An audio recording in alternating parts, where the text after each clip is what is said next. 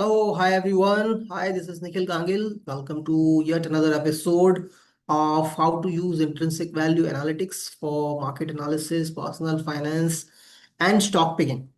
Right. So, in the last episode that we discussed that why stocks that are in the down cycle but about to go in the up cycle can be a great proposition for investing rather than the stocks which are already in the up cycle or making a top, right? We understood what happens when you buy stocks at the top of the cycle, when you buy stocks at the down cycle or bottom of the cycle, and what kind of opportunities does it present when it comes when you buy it at the top of the cycle and bottom of the cycle.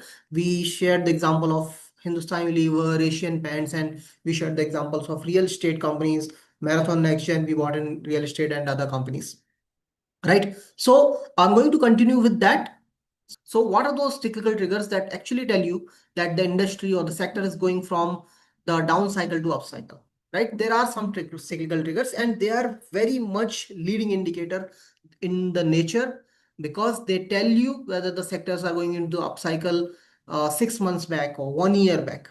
They don't tell you 5 days back or 7 days back, right? So they are truly leading in the nature. I also told you what is the benefit of leading indicators and lagging indicators. The lagging indicator will tell you whether the uh, turnaround is happening or whether the upcycle or downcycle is happening for short amount of time because it's based on the price and the volume. So whenever the price and volume hits, it will tell you whether the turnaround is coming, whether the upcycle is coming. But there is one problem with that is that it is going to be very short-sighted. So you are going to take 30, 40%, 50% because price always retracts, right? And whenever the price retracts, your stop loss going to it.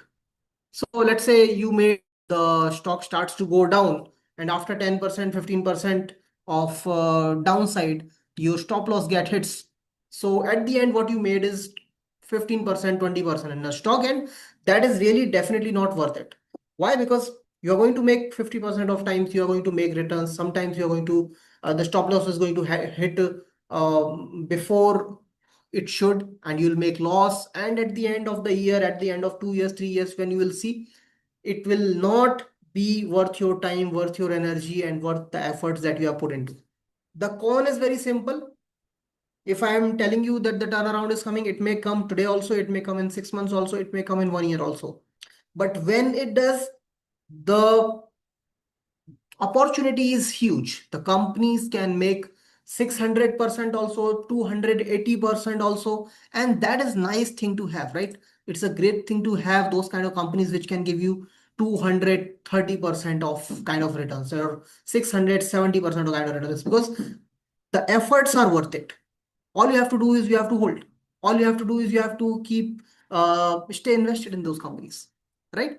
So some of the cyclical triggers that I'm going to talk about here, and we will not waste a lot of times here, and we will just jump to the tools and how you can use it using the tools. Some of the cyclical triggers are promoter holding increase, cloning, capex, cash rich, and some big corporate actions like buybacks, splits, or bonuses, and a lot of those things. Now, when I talk to people and I ask them whether they consider promoter holding increase as a great cyclical trigger or great parameter, most people say yes. But how about I tell you 80% of the cases, promoter holding increase is just a trap. Only 20% of the companies, only 20% of the times, this is an opportunity, right? And from going from opportunity to trap, that's the job of an analyst, right? And that is what we do, right? Otherwise, if buying a company where the promoter is increasing its stake, whether the ace investors are increasing their stake, which is cloning is basically where the ace investors are increasing the stake in a company. Capex is where the company is doing capex 2 times more capex than last year. Cash rich is basically the company where the cash itself is more than the market cap itself. But if this was investing, then anybody could do it, right? But removing the traps from these, being a high accuracy person in that, removing the traps, that is the job of an analyst. And that is what we do in our advisory services. So based on all these cyclical triggers, what we have done is we have tried to solve those problems of finding the companies and the sectors that are in the upcycle and the downcycle.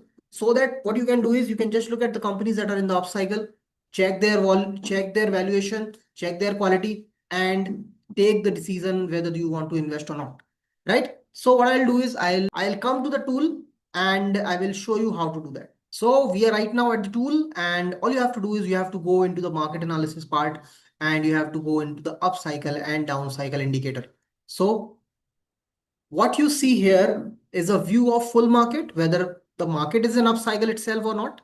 And then you see this, see whether these sectors are in upcycle or downcycle or not. So what you see here is market or sector name, and then you will see the score, and then you will see whether it's an upcycle or downcycle, right? So if you look at the full market, if you look at the full market, when I click on it, it also tells you the historical values of full market, upcycle and downcycle indicator values, right? So as you can see, it is showing from 4th of Feb 2025. And if you see, it's been going up. So one is neutral, below one is downcycle, and above one is upcycle. You understood the logic behind it. We took all those cyclical triggers, change in promoter holding, capex, cash rich, and cloning, and big corporate actions that happens in the market, and we try to make this indicator, we try to make a ratio whether above one is upcycle, below one is downcycle, or you can call it headwind tailwind indicator also. So above one it's a tailwind, and below one it's a headwind, right? So as you can see, in 14th of Feb 2026 and 25th of March. So when the whole market was actually going down, the headwind tailwind indicator was actually showing you that markets can go up. And 25th of March, on 20 April 2026, the score was 0.99, and I think 2 or 3rd February it turned positive.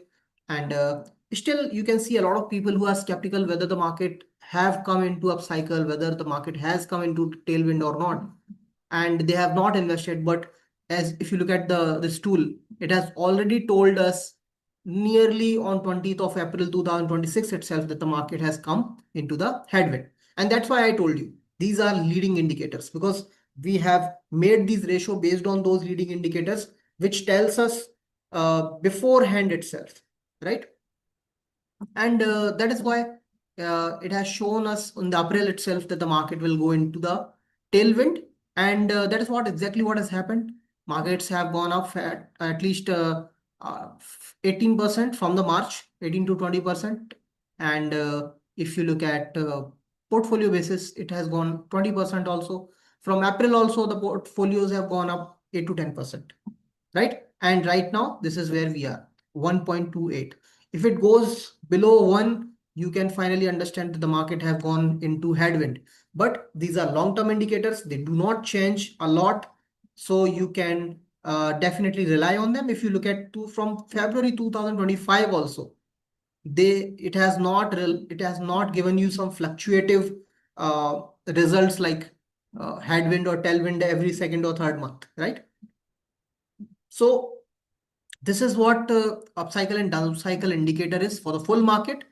Below that, the upcycle and downcycle indicator is for every sector. Now, this is the most important thing, because see, once you have seen the full market is whether it is in upcycle or whether it is in downcycle, you have to see in which sector you have to invest, right? So these are the sectors you have to invest. We have done all the calculation behind, and we have given you the sectors that you can check from this list, right? So glass consumer, power distribution, airport and airport services, data processing services, meat products, ceramics, diversified metal, real estate, telecom, biotech, forest products, glass industrial. Now, this is the step one. This is the step one of doing the analysis in the market, right? You have to start from here. You looked at the market upcycle and downcycle. Now you have to look at the sectors upcycle and downcycle, and these are the sectors upcycle and downcycle.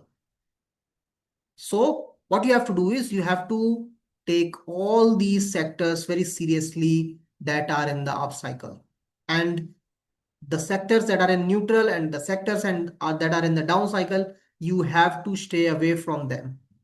If you have invested in these sectors, how would you know whether you are invested in these sectors? You can just go to any free websites like Screeners or something, and they will tell you, or you can just click here, right?